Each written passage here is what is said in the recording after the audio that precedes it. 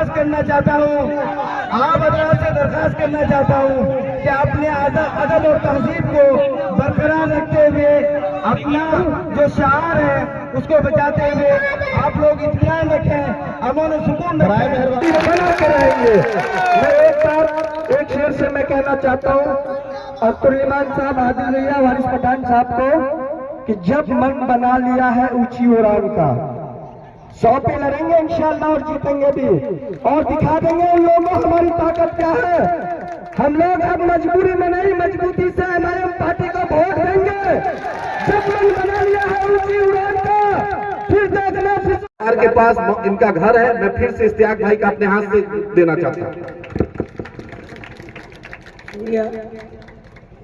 Parliamentary board के member हैं और उनके बिना हम बिस्मिल्लाह नहीं करते हैं। मैं मुफ्ती अतर जावेद साहब का, उनको भी अपने हाथ से, क्योंकि 2015 में बैरिस्टर साहब के साथ वो भी आए थे, मैं मुफ्ती अतर जावेद साहब का भी इस्तकबाल करता इमाम साहब और आदिल साहब और हमारे इंजीनियर आफ्ताब साहब ने इस इलाके के लिए, बिहार के लिए, बिहार की तकदीर और तस्वीर को बदलने के लिए इन्होंने एक सोच पैदा की और बैरिस्टर अवैसी से मुलाकात करके उन्होंने सीमांचल के लिए खाका तैयार किया कि क्यों नहीं सीमांचल में बैरिस्टर साहब की पार्टी को लॉन्च किया जाए। चुनाचे 2015-14 में ये पार्टी लॉन्च की और उसके बाद लगातार ये पार्टी और उनके तमाम कार्यकर्ता ये संघर्ष करते चले आ रहे हैं। मैं आपको बताना चाहता हूं, जैसा कि हमारे पहले वक्ताओं ने कहा कि हमने किशनगंज में यह तय कर लिया है कि किशनगंज की चारों सीट इंशाअल्लाह एमआईएम की झोली में जाने वाली है। तो कटिहार में हम 2-3 नहीं बल्कि हम कोशिश करेंगे कि कटिहार जिला के तमाम सीटों पर हमारा प्रत्याशी कामयाब हो।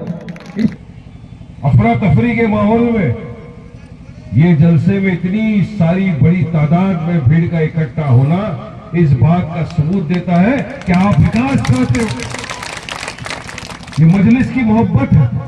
बैरिस्टर सदबीर का सबूत है कि आप तमाम यहाँ इतनी शॉर्ट नोटिस के अंदर आ गए। बहुत पहले हमको आना चाहिए था, नहीं आ सके, लेकिन जब जागो तब सब पार्टी बनाए तो सेकुलर, मायावती बहुजन समाजवादी पार्टी बनाए तो सेकुलर, जब हमारे बैरिस्टर अवैसी मजलिस इत्तेहादुल मुस्लिमीन पार्टी बनाए तो तुम फिरका परस्त कहते हो, कट्टरवाद कहते हो। मैं पूछना चाहता हूं कि आज पूरे देश में, पूरे प्रदेश में, अगर उत्तर प्रदेश में अगर समाजवादी पार्टी का नाम लिया जाता है तो उसके साथ मुलायम सिंह की उसका भावना जुड़ा रहता है, और बिहार में अगर राष्ट्रीय जनता दल बोला जाता है उसके साथ लालू प्रसाद तेजस्वी का नाम आता है। इसलिए आज हम सबको जरूरत है कि हम एकजुट होकर के आने वाले असेंबली हल्के में हमारे कायद, हमारे जाबाज सिपाही, चाहे हमारे अब्दुल इमान साहब और आदिल साहब जिसको यहाँ मुंतखब करे, हम सबको मिलकर के उसको कामयाब करना है और हिंदुस्तान में एक नई तारीख रकम करना है।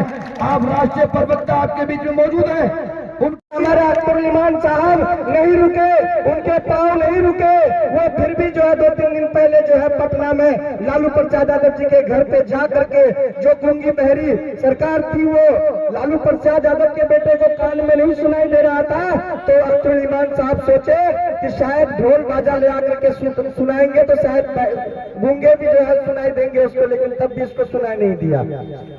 2% सैनी जी को हेलीकॉप्टर में ले आकर के घुमा रहे हैं और सैनी 2% में कह रहे हैं कि हम उप मुख्यमंत्री बनेंगे। आप बताइए, 18% को आप हिस्सेदारी देना नहीं चाहते हैं और 2% वाले को जो है लेके के घूम रहे हैं। हम लोग अब गुलामी की जंजीर तोड़ने वाले हैं और बहुत हद तक हम लोग तोड़ चुके हैं। आपसे निवेदन करने के लिए आए हैं कि इस बार एक हो जाइए और बिहार में इंशाअल्लाह 4 के बदले 24 आएंगे। आज के बहुत ही इनकलाबी जलसे, एतमाद के जलसे, अकीदे के जलसे, एमआईएम के जीत के परचम को लहराने के खातिर अपने इरादों को मजबूत करने वाले जलसे में अब हम सबों के महबूब नजर पार्टी के कद्दावर लीडर, एमआईएम इंडिया के कौमी तर्जुमान और महाराष्ट्र में एमआईएम का पहला चिराग रोशन करने वाले कद्दावर लीडर जनाब भाई वारिस पठान साहब, साबिक रुकन असम्बली महाराष्ट्र, इस पे तशरीफ फरमा हमारे बुजुर्ग, रहने वाले तो मगध के, लेकिन मिली दर्द और एहसास की वजह से सीमांचल की बेबसी पर तड़पने वाले लीडर जनाब इंजीनियर। मैं ये चैलेंज करता हूँ कि तेजस्वी, एक दिन ऐसा आएगा कि आप नागल करते रह जाओगे, लेकिन हमारा अब्दुल साहब आपकी नहीं सुनेगी जब तक आप हमको डिप्टी सीएम नहीं दोगे। शुक्रिया, अस्सलाम वालेकुम।